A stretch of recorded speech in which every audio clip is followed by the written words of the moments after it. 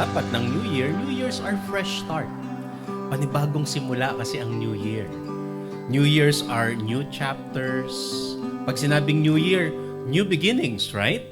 Kaya special celebration ng New Year. But at the same time, we also say that New Year, dahil nga bago siya, New Year could also be a new territory. Ibig sabihin kung new territory siya, it is uncharted. Hindi pa natin alam pare-pareho kung ano ang laman ng New Year. So, yes, New Year's are blessings, but also, facing New Year's could also mean uncertainties. Facing New Year's could mean discomfort kasi lalabas ka sa usual na alam mo na. Remember, New Year, hindi natin alam pare-pareho kung ano yan. And New Year's could be difficult. Inconvenient siya. Kasi nga, bago eh. And this is the case kapag humaharap tayo every New Year. Kaya kakaibang celebration nga pag sinabi nating New Year siya. It is a new territory, uncharted, and unknown. Pero pag inisip din natin, gano'n naman talaga ang pagsunod natin sa Diyos araw-araw. If we truly follow God at a day-by-day basis, talaga namang bago at bago ang nakakaharap natin. Right?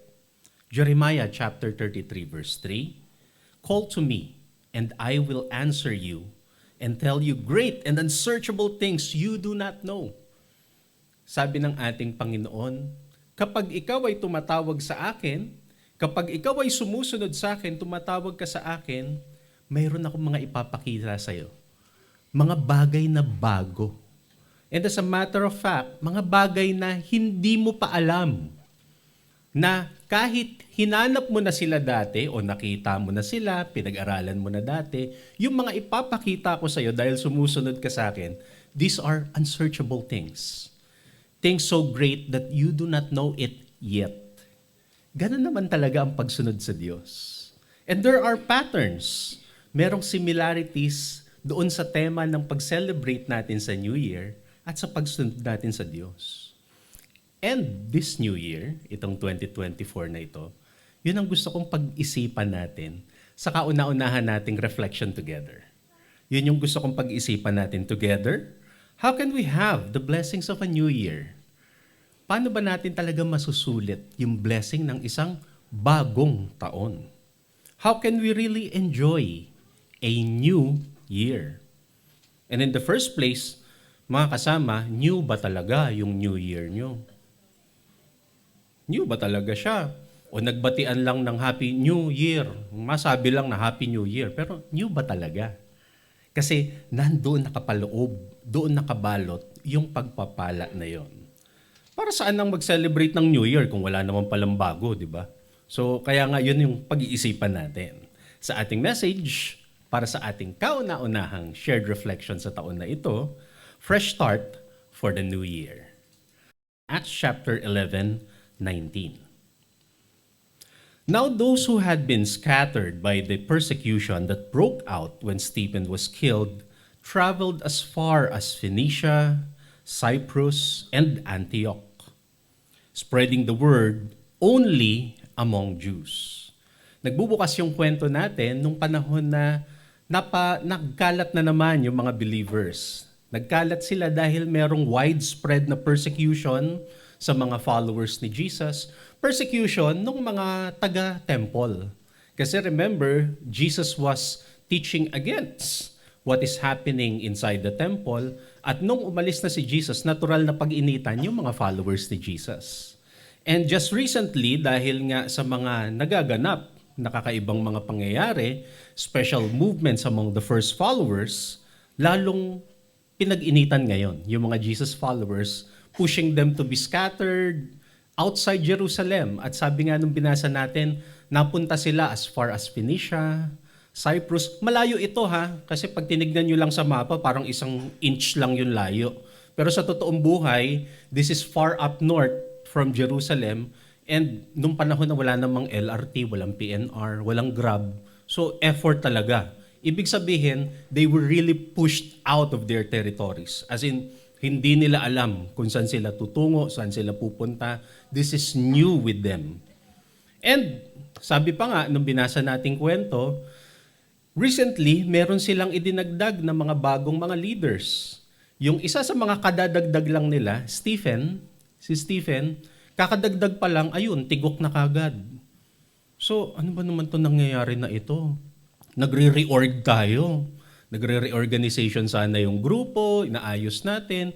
Yung unang nominated na naidagdag, patay kagad. Kaka-deliver pa lang ng isang speech. And to make matters worse, dahil nga dun sa nangyari na yun sa kanya, no, pinag-iinitan pa tayo lalo. His execution led to the followers being cast out to different territories. And take note, dun din sa binasa natin, walang movement, walang bagong nangyayari. It was especially noted, sabi, they were spreading the news, the good news of Jesus, only to the Jews. Di ba? Binasa natin. Dito sa point na ito, wala pa rin silang ibang kinakausap. Wala pa rin silang ibang tinuturuan. Jews pa rin ang kausap nila, mga kapwa Hudyo. Jews pa rin ang mga tinuturuan. Jews pa rin ang kasalamuha. Despite, di ba nagbigay na si Jesus ng New Commission? Di ba nagbigay niya siya ng Great Commission na panibago? All authority has been given to me. So anong instruction niya sa mga disciples? You will go out and spread the news to Samaria, di ba? To Judea, everywhere, to the ends of the world. So dapat nagbubuka na yung panibagong horizon para sa inyo. And yet, sabi nung kwento, kinapture talaga, wala pa rin silang ginagawang ganun. Wala pa rin nangyayari. Walang bagong nangyayari kahit nagbago na yung panahon. Yun ang kaharap nila. And sometimes, when we think about it, halos ganun din yung ating kaharap na situation. Sabi ko nga kanina, nagbabatian lang, Happy New Year. Ganyan. 2 New Year pa nga yan, kasi pagdating ng February, Happy Chinese New Year. Meron pang isa, nakalimutan ko. Mga 3 New Year yan sa loob ng isang taon. Pero bago ba talaga yung kaharap? Nagkakaroon ba ng panibagong pananaw, panibagong yugto na nagbubukas sa ating harapan? O same-same din lang? Same-same din lang nga ba? Sa pagpapatuloy, verse 20 to 21. However, merong mga mangilan-ngilan. Some of them, however, men from Cyprus and Cyrene, went to Antioch and began to speak to Greeks also. Meron mangilan-ngilan. They were telling them the good news about the Lord Jesus. And the Lord's hand was with them. And a great number of people believed and turned to the Lord. Merong iba na nakarealize na, oo nga bakit tayo magmumukmok? Ano ngayon kung nakatapon tayo sa lugar na ito? Wala tayo sa usual na territory natin. Wala tayo sa usual na comfort zone. Na pag inisip mo nga, di ba nga ang instruction, umalis kayo, humayo kayo. Ang nangyari, gusto rin nilang magkumpulan doon sa Jerusalem pa rin. Samantalang ang instruction nga ni Jesus, hindi, alis kayo, kumalat kayo, dadami kayo pag humayo kayo. Pero iba di ba yung ginagawa nila, nagkumpulan din sila doon sa Jerusalem? Paano may bagong mangyayari? Buti na lang, may mga nakaisip na, oo nga try nga lang natin. Subukan natin na iba naman yung gawin natin. Hindi yung puro tayo-tayong Hudyo rin lang ang nag-uusap. Ang dami nating mga kapitbahay na panibago. Nasa Antioch tayo. The Lord's hand was with them. Yung try na ginawa nila na yon, ang naging resulta, a great number of people believed. Dahil nag-try sila ng panibagong approach, konting-konti lang, hindi major na movement yung ginawa nila, tinry lang nila na i-share sa ilan-ilan ng mga Greek, a great number was added to them. At sa pagpapatuloy pa nga nung kwento, verse 22, the news nung nangyayari sa kanila, this reached the church in Jerusalem. And so they sent Barnabas to Antioch. Nagpadala tuloy sila dahil hindi na basta-basta yung nangyayari. So nagpadala tuloy sila ng isang tao to validate ano nga ba yung nangyayari doon. When Barnabas arrived and saw what the grace of God had done, He was glad and encouraged them all to remain true to the Lord with all their hearts. Vinalidate ni Barnabas. Totoo ang nagaganap. Pwede pala na hindi lang Jew yung mga mag-aaral. And as a matter of fact, dapat nga talaga, hindi talaga Jew lang yung pinag-aaralan or tinuturuan. Dapat lahat ng tao. Barnabas was a good man, full of the Holy Spirit and faith. And a great number of people were brought to the Lord. Ang challenge talaga para sa ating lahat ay pag-isipan kung nakikita natin at kinikilala natin na bagong araw nga yung kaharap natin. This is the big challenge. We say, this is a brand new day.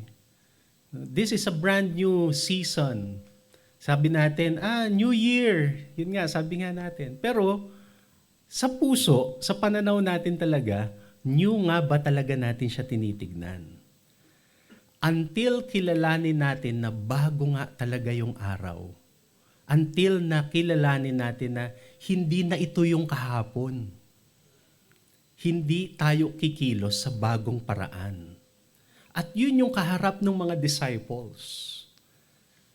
Nung hindi pa nila nakikita, hindi pa nila nare-realize na hindi lang ito usapin ng mga Jew. Hindi lang ito lesson and movement tungkol sa Judaism. Matter of fact, marami nang in-establish si Jesus about this. Doon pa lang nila nakilala, doon pa lang nila nakita na new situations actually means these are new realities. These are new realities, panibagong context na ito. Panibagong mga pangangailangan na rin ito. And therefore, kailangan bagong solutions, bagong approaches. Pero hindi aabot sa ganun ng usapan hanggat di nila nakikita na bago na yung kaharap nila. And again, brothers and sisters, I think that's our challenge. Yun talaga yung hamon sa atin eh. Nakikita ba natin na bago nga talaga yung araw na ibinibigay sa atin ng Panginoon? Is this really a new day to you?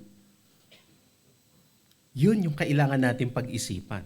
And speaking of their situation, looking back again do sa kanilang karanasan, na-realize nila na, teka, kung bagong sitwasyon ito, may ibang need tayong kailangan punuan dito. Kailangan ditong approach natin, hindi na kagaya nung dati.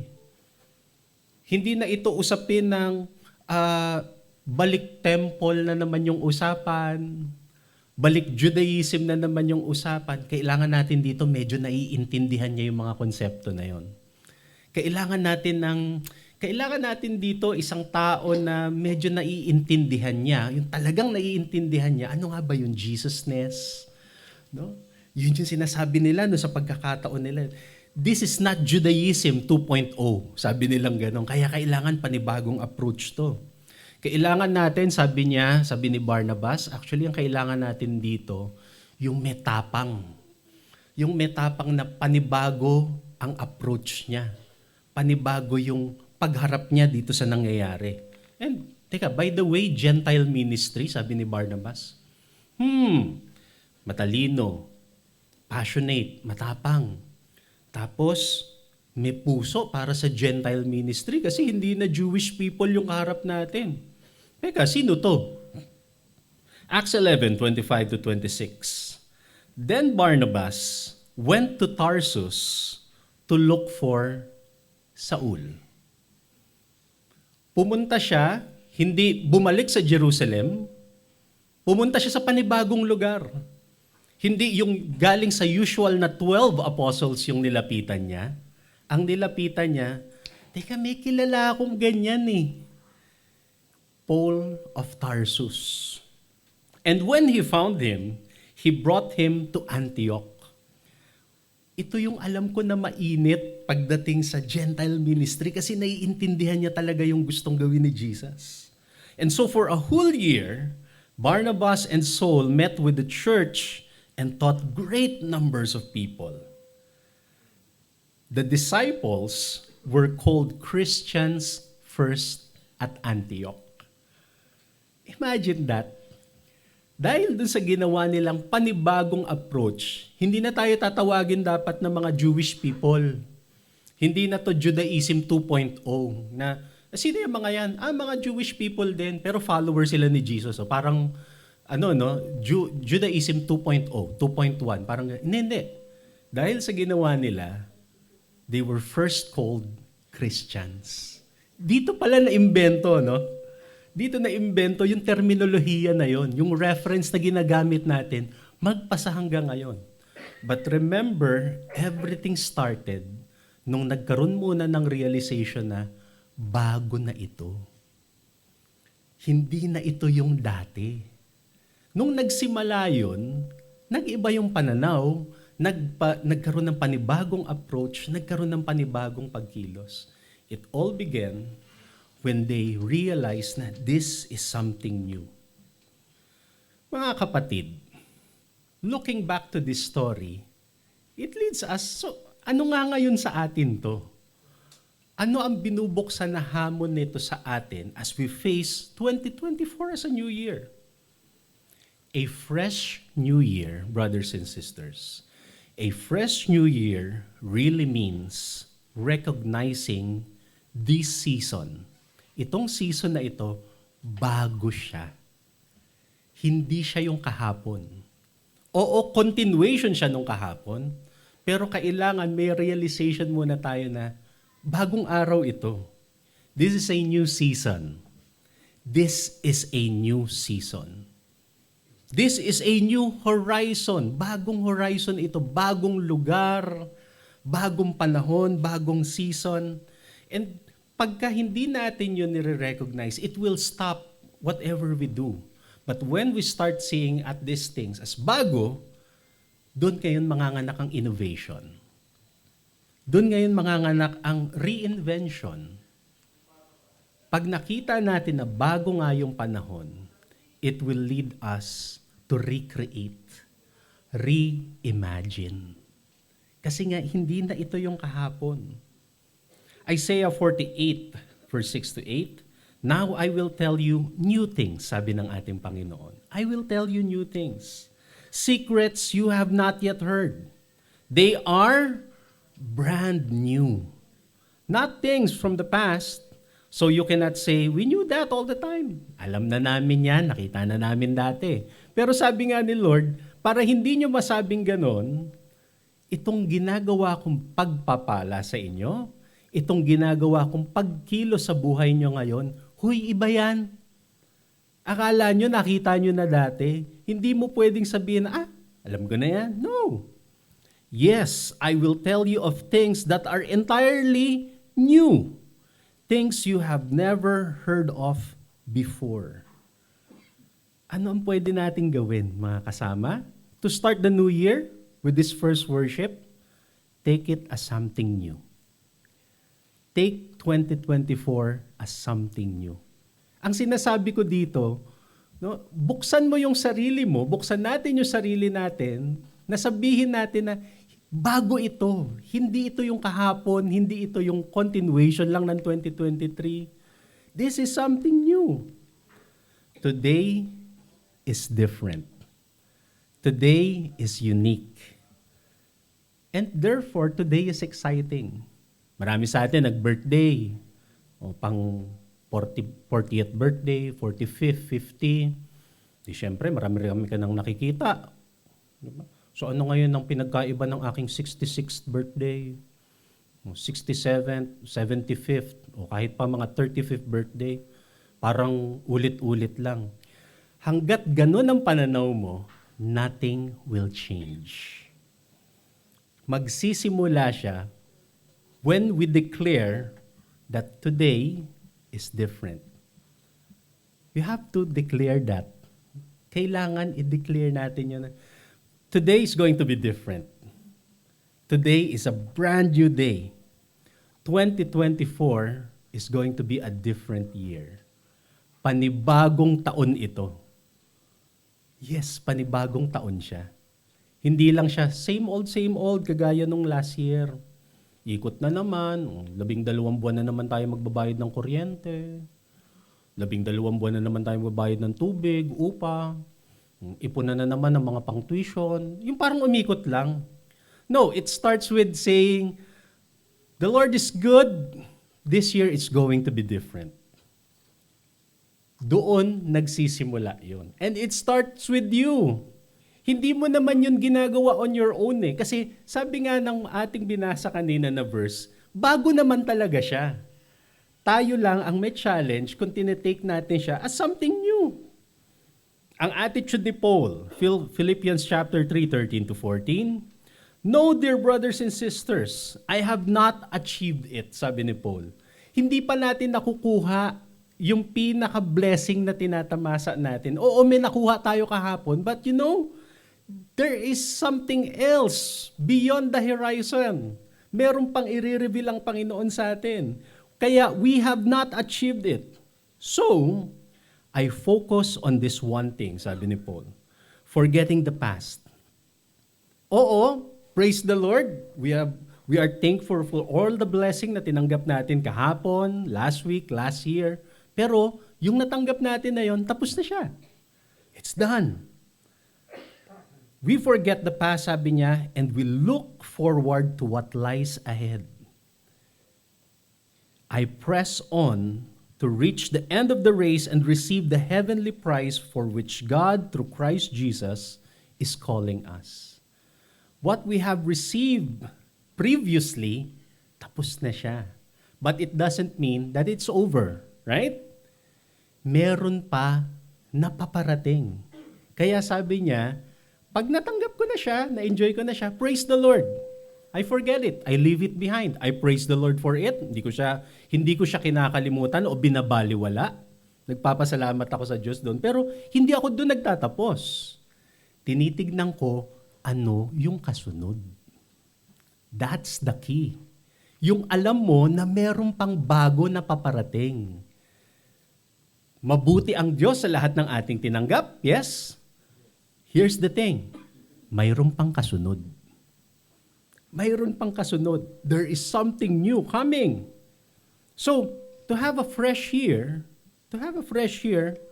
mga kapatid, explore, discover, try new approaches. Yung mga lalaki doon sa kwento, doon sa Antioch, sayang no, hindi sila natukoy. Pero kundi dahil doon sa mga lalaki na yon na nag-try na mag-share doon sa mga Greek na kung saan mas reachable sa kanila, kundi dahil sa kanila, hindi aabot yun sa malaking movement. Malamang hindi umabot sa atin. Kasi doon nagsimula yun eh. Malamang hindi umabot sa atin yung news, yung katuruan ng Panginoong Jesus. Because they attempted to change the way they do things, na hindi lang Jew yung kausap natin, umabot tuloy sa atin yung good news ni Jesus. Because of what they did, great numbers were added to them. Because of what they did, naimbento yung salitang Christian. Imagine that. Dahil nag-try sila ng panibagong approach. Nagsisimula ang lahat pagka nag-try tayo ng panibagong approach. Well, you know, we can stay the same. Pwede naman na ulit-ulit lang ang mga bagay. Wala namang mamamatay sa tingin ko. But if you want great and mighty things to be revealed, if you like unsearchable things, things you have not yet imagined, na ma-experience mo, gumulat sa'yo, try something new. Try something new. Sabi nga ni Einstein, di ba? What is insanity? Sabi ni Einstein. Insanity is doing the same things all over again, over and over again, and then expecting a different result. Paulit-ulit lang yung ginagawa mo, tapos gusto mo panibagong result. Ayun ang kalokohan, sabi ni Einstein. Because if you want something great to happen, if you want something new to happen, obviously, bago.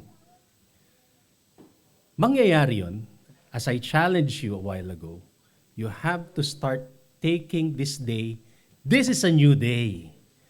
This is a new day. What you have right now, it's a new day.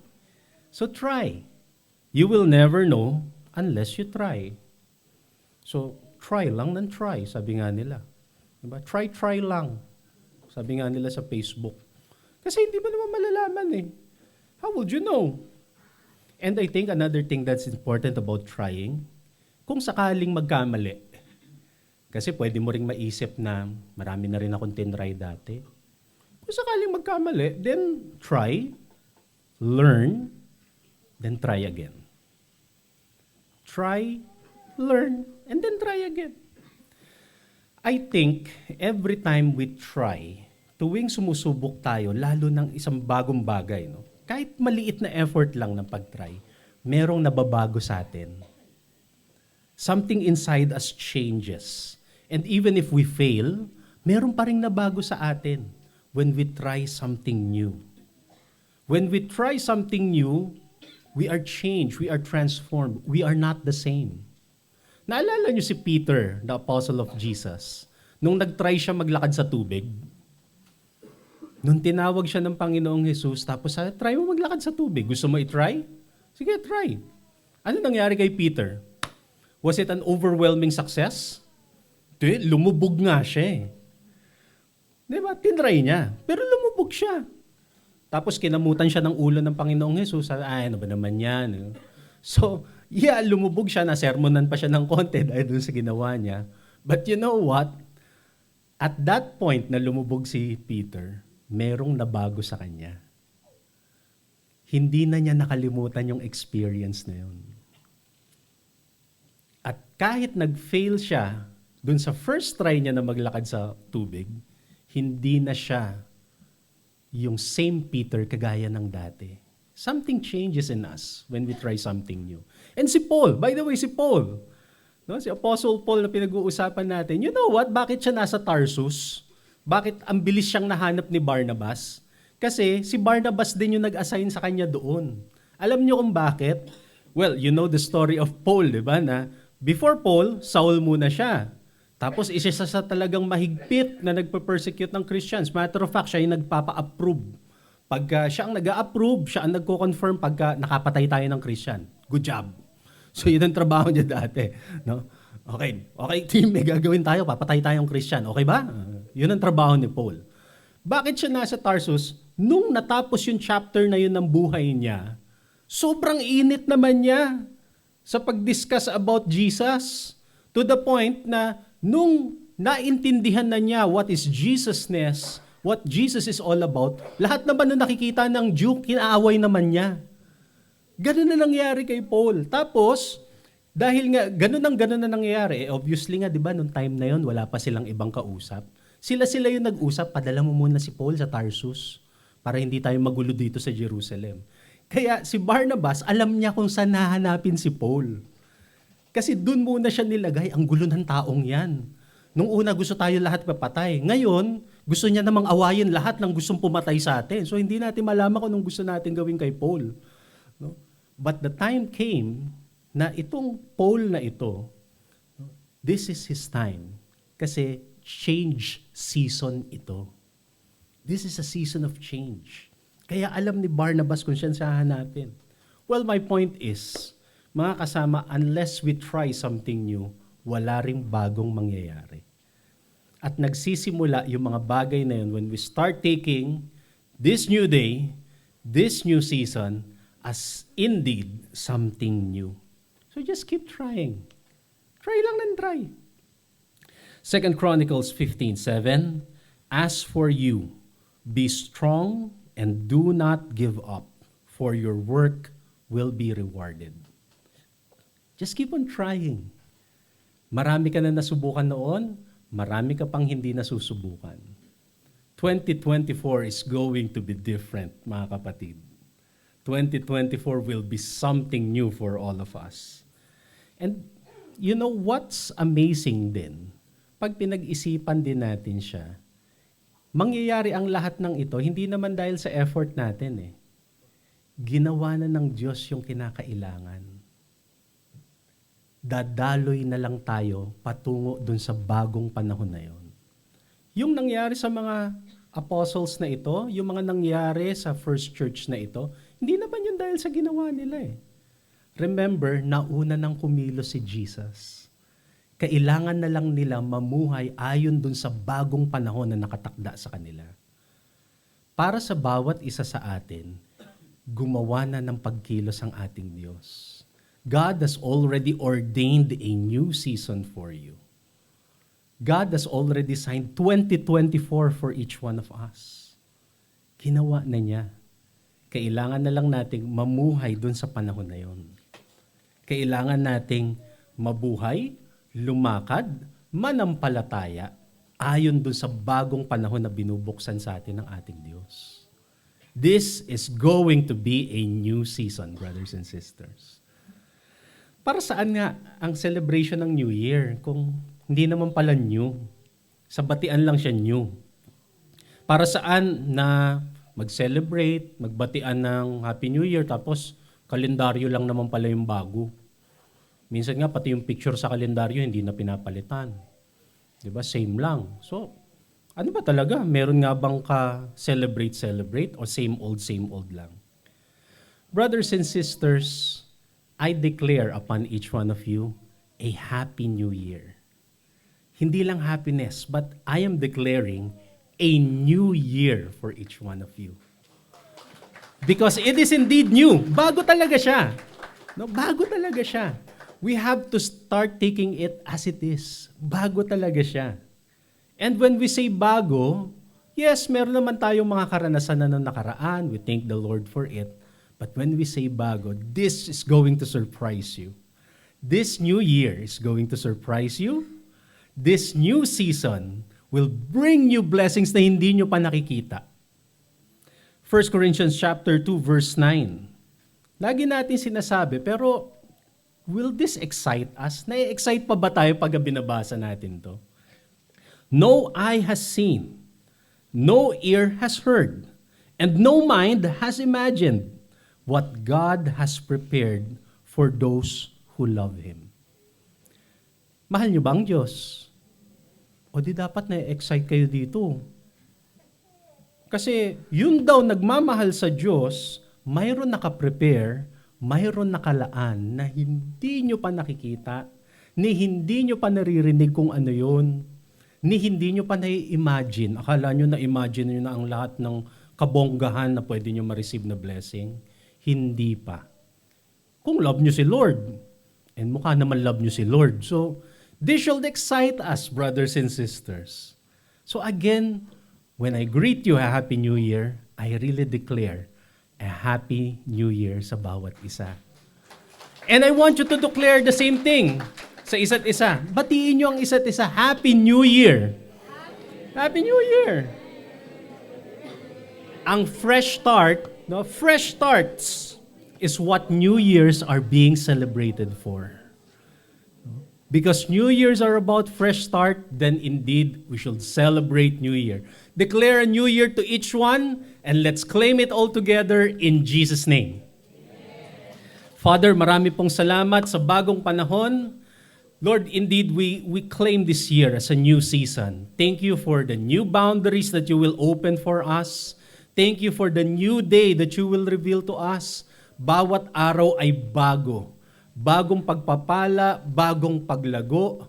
And thank you, Lord, for all the seasons of your goodness. Nakita na namin ang lahat ng kabutihan nyo. Maraming beses na namin kayong pinapurihan, pinasalamatan.